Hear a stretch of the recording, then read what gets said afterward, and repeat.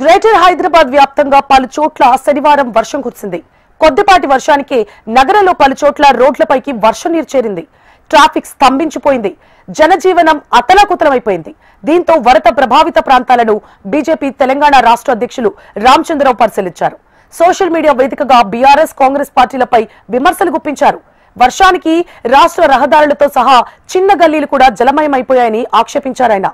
అడుగు ముందుకు కదలలేకుండా విశ్వనగరం స్తంభించిపోయిందన్నారు. దశాబ్ద కాలం అధికారంలో ఉన్న బీఆర్ఎస్ పార్టీ హైదరాబాద్ నగర రోడ్లు, ప్రభుత్వ రవాణా వ్యవస్థను పూర్తిగా నాశనం చేసింది. అధికారంలోకి వచ్చి 2 ఏళ్లైనా కాంగ్రెస్ పార్టీ పట్టించుకోవడం లేదని మండిపడ్డారు.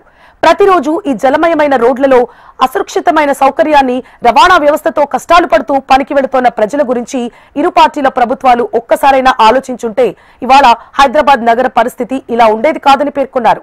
ఇదిలా ఉంటే శనివారం శేర్లింగంపల్లి నియోజకవర్గంలో జరిగిన ఓ సమావేశం అనంతరం మరో కార్యక్రమానికి వెళ్లవలసి ఉండగా దారి పొడవునా ట్రాఫిక్ ఏర్పడిన కారణంగా మియాపూర్ నుంచి ఎల్బీ నగర్ వరకు మెట్రో ట్రైన్లో రామచంద్రరావు ప్రయాణించారు.